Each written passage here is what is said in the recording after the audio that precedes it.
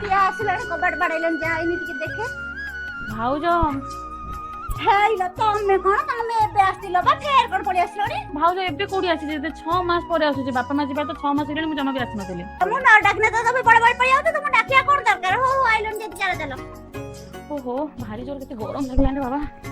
ତମେ ଏଠି ବସି ପଡିଲଣି ତମେ କଣ ଭାବିଛ ମୁଁ ତମେ ଆସିଲ ବୋଲି ଥଣ୍ଡା ପାଣି ଖାଇବାକୁ ରାନ୍ଧି ବାଢିକି ଦେମି ନା କଣ? ସେଇ ହିସାବରେ ବସି ପଡୁଛ। ଆସ ଆସ ରୋଷେଇ କଲେ ଖାଇବ ନହେଲେ ନାହିଁ। ଆସ ଉଠିକି ଆସ ଜଲ୍ଦି ଆସ।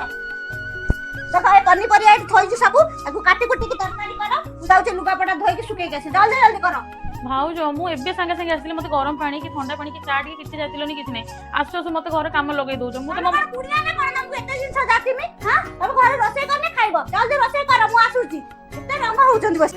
ସସ୍ମିତା ଏ ସସ୍ମିତା ଆଣ୍ଟି ଆଲୋ ଝିଅ ତୁ କେତେବେଳେ ଆଇଛୁ? ନମସ୍କାର ଭଲ ଅଛନ୍ତି ନା? ହଁ ଭଲ ଅଛି। ତୁ କେତେବେଳେ ଆସିଲୁ? ମୁଁ ବା ଏଇ ସାଙ୍ଗେ ସାଙ୍ଗେ ଆସିଲି। ମା ମୁଁ ସବୁବେଳେ ମନେ ପକଉଥିଲି ଏ ବୋହୁଟା ତ ଯୋଉ ହଉଛି 6 ମାସ ହେଲାଣି ଝିଅଟା ଗଲାଣି ଯେ ବାପା ମା ମଲା ପରେ ଏବେ ପର୍ଯ୍ୟନ୍ତ କାହିଁକି ଆସିନି? ସିଏ ତ ଯାହା କହୁଛି ଆଉ କହିବାର ନାହିଁ। ଭଲ କଲୁ ତୁ ଆସିଲୁ।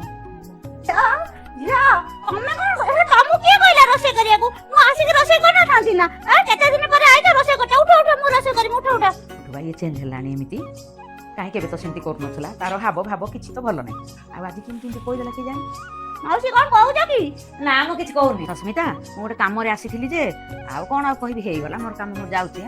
କଣ ଆସୁଥିଲ କହିବାକୁ କହିଲନି ପଳଉଛ? ହେଇଗଲା କାମଟା। ବସି ପଇଲ ସେ ମାଉସୀ ବସି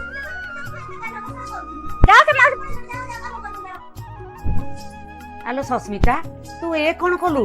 ତତେ ସେଥିପାଇଁ ମୁଁ ଦେଖିବା ପାଇଁ ଆସିଥିଲି ମୋ ଝିଅକୁ ତୁ କୋଉ ଟାଇପର ଦେଖୁଛୁ ବୋଲି। ନା ମ ମାଉସୀ ତମେ ସେମିତି କାହିଁକି ଭାବୁଛ? ମୁଁ କଣ ତାଙ୍କୁ ଏମିତି କହି ପକଉଛି କି? ତ ମୁଁ ଥିଲାବେଳେ ତୁ ତାକୁ କହିଲୁ କିଛି କାମ କରନା ବୋଲି। ମୁଁ ଶୁଣୁଛି ପରା ଏଇଠି ବସିକି। ହଇଲ ସସ୍ମିତା ତା ବାପା ମା 6 ମାସ ହେଲାଣି ଗଲେଣି। ସେ ଆଜି ପର୍ଯ୍ୟନ୍ତ ସେ ଘରକୁ ଆସିନି। ତୁ ତୋର ଭାଉଜଟା ହେଇଛୁ। ତୁ ଭାଉଜଟା ଯେତେବେଳେ ହେଇଛୁ ତାକୁ ତୁ ଡାକିବା କଥା। ସିଏ ଯେତେବେଳେ ନିଜେ ତାର ଆସିଲା ତୁ ତାକୁ କାମ ଏଇଟା କରେ ସେଇଟା କରେ ସେଇଟା କରେ ଏସବୁ କରିବା ତୋର ଠିକ ନାହିଁ। ତୁ କହୁଛୁ ତ କହୁଛୁ, ମୁଁ ଥିଲାବେଳେ କହୁଛୁ ତୁ ତାକୁ କାମ କରନା ବୋଲି। ମୁଁ ପଳେଇ ଗଲା ପରେ ତାକୁ ଆଉଥରେ ଧମକ ଦେଇକିରି ତାକୁ ଜୋରରେ ଡାକି ଆଣି କାମ ବତଉଛୁ।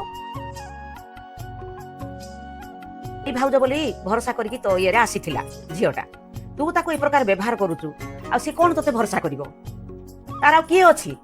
ତୋ ଭଳିଆ ଭାଉଜ ଏ ଦୁନିଆରେ କୋଉ ନଣନ୍ଦକୁ ସେମିତି ନ ମିଳୁ। ହଉ ହଉ ମୁଁ ଆସୁଛି।